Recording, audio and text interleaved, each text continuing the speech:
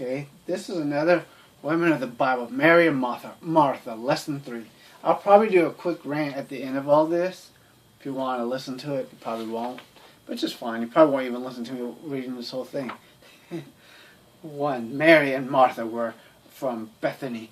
Bethany was a thriving town on the backside of the Mount of Olives. It was just a brief journey from Jerusalem. It was the place where Mary and Martha and their brother Lazarus lived. Jesus visited them often. Jesus was invited regularly into their home.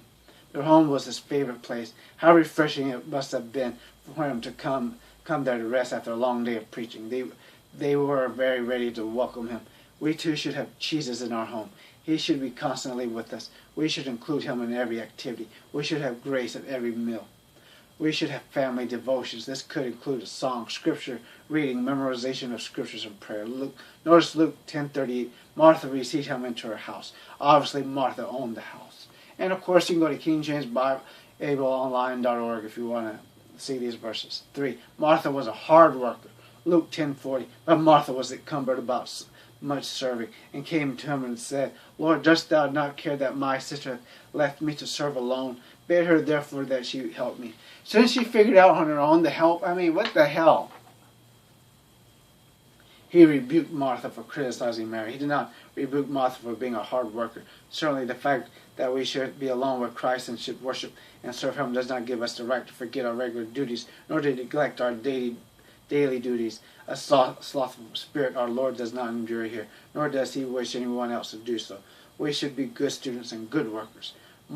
4. Martha was alone with Jesus. Chapter 10:39. Luke 10:39. And she was had a sister called Mary, which also said Jesus' feet and heard his word. The thing that Jesus rebuked Martha for was not what she did, but what she did not do. Mary took time to be alone with Jesus. Surely in our busy days, with our busy schedules, each of us should take time to be alone with the Lord.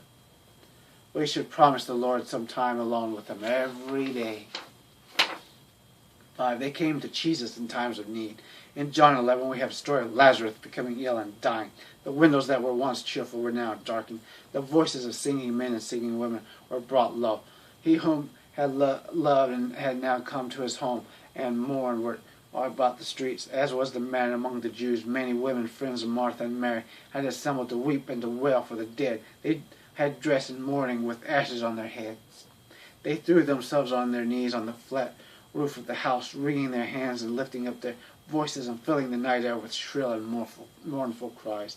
This was the custom of the Jewish people. This was being done at the death of Lazarus. Martha, however, came to Jesus, John 11:20.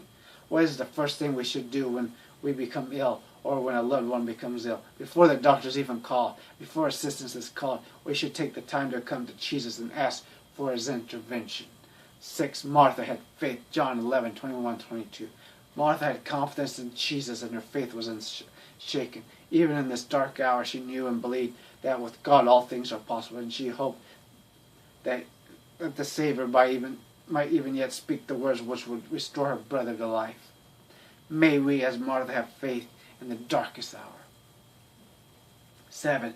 Mary and Martha and Lazarus were deeply loved by Jesus, John 11:35. This is the shortest verse in the Bible, and yet in many respects is one of the longest. Why was Jesus weeping? No doubt there were many reasons, but one of the main reasons was the fact that he was burdened for Mary and Martha. He hated to see them suffer. This shows his love for them. And in a few moments he showed his love even more by raising Lazarus from the dead. No, that's not showing love. If heaven is real, was a real place and these people really believed it, wouldn't raising Lazarus from the dead, obviously ripping him out of heaven, be not a sign of love, but a sign of, selfishness?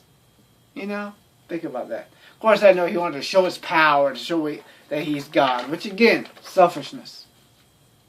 8. Jesus spent his last hours with Mary and Martha and Lazarus, John 12:1-2. 9. Mary gave her best to Jesus. 6 days before the Passover, Jesus came again to Bethany to pay his last visit to Lazarus and his sisters. They made him a supper which Mary served. Lazarus was at the table with him and others in the party. While the feast proceeded, the graceful figure of Mary was seen approaching. She was bearing in her hand a vase of ointment and of spikenard, which was very costly.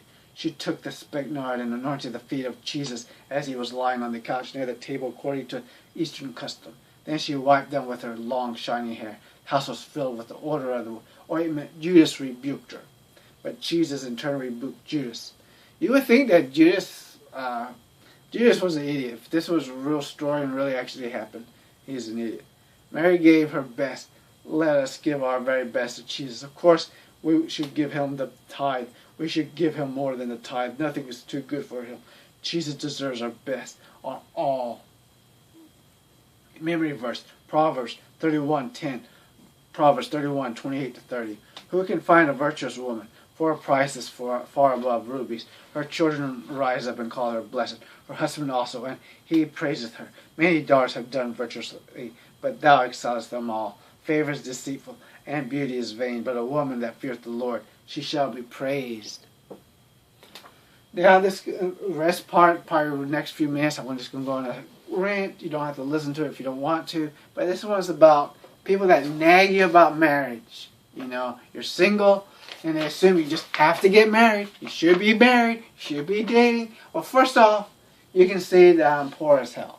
You know, I'm poor as hell. First off, I don't care what the hell freaking co-workers say. Shut the hell up, your co-workers. Now friends. Why do co-workers think they have the right to tell anybody anything? Co-workers, not friends. I have to work with you. I'm not your friend. You're an acquaintance, nothing more. You have no right to ask me personal life.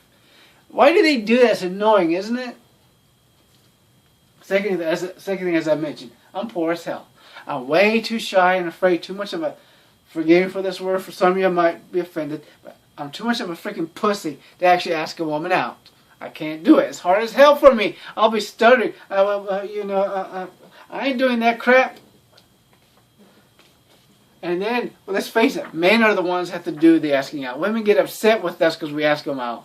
But we have to do the one that does it. And what happens? What do I get? Usually eyes rolling, puffing, deep breath.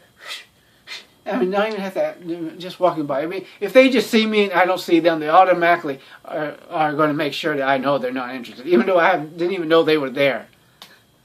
Believe me, they do this crap. Second thing is, another thing, of course, not I already gave second, blah, blah, blah. But anyways, you have to drive them around. That's gas money. Do I look like I would have extra gas money and then take them to restaurants or even McDonald's? Do I look like I have McDonald's type of money to afford food at McDonald's? When you have a job, as long as I have, you make the same pay, never get a raise, never get cost of living increase, price of everything goes up, you are not going to have money for dates. So marriage is out of the question. I do not want to get married and raise a family in poverty. So why the hell do people keep nagging about marriage? Just mind your own business. People are hilarious. Who cares if I get married or not? It's none of your business. And I mean, it's just for anybody. Those of you that are single, whether you're male or female. If you're a man or a woman, it doesn't matter. It's annoying, isn't it? When someone keeps nagging you about marriage, don't freaking worry about it. Some of us just don't have the money. Some of us are too shy to ask. I have no hope of getting out of this mess. None. No hope. Any job, anything that's why I don't like people giving me advice. I never ask for advice. I never tell people my problems because there's no point. But the thing is, though, I've applied to so many college programs. I have a degree in molecular biology and biochemistry and graduated at the top of class and still didn't get a decent job. So don't tell me that, majoring in a STEM field is going to make you money. No. It does not. The college education means jack. That's why I have the Awful Truth About College series. If you ever watch those, please do. Especially if you're in college and you're watching this. Please do. Especially the one about debt. Watch that. Please. I did dental assisting. I volunteered as a dental assistant for, helping the people that are extremely poor and homeless. I took the classes to be a dental assistant, never got a job as a dental assistant. I applied to be a police officer. Told I was too smart to be a cop. Yeah, they told me I was too smart to be a cop, and I'm a dumbass. Applied for the FBI, Unfortunately, with the FBI, it's a little different. It is hard as hell to get in the FBI. Manage to pass their exam. The FBI is not easy to get into. I recommend it if you can get in and you have education and everything. I was too smart to be a cop. I've tried other things. I've tried so many different things. I taught high school. No, it didn't work out, obviously. I can't teach. And parents don't want their kids to learn. The kids are hard. And there's a lot of other things. I mean, I don't want to get into it, but I don't need people nagging at me about marriage. It ain't going to happen. What I want to do when they do that is just grab this and go, back off. Back the hell off. Just back off. You want to end up like this guy here? If not, then back off. What the hell happened to his arm? Oh, well. Back off. Yeah, what happened to his arm? Poor guy lost his arm. Oh, well. Bye.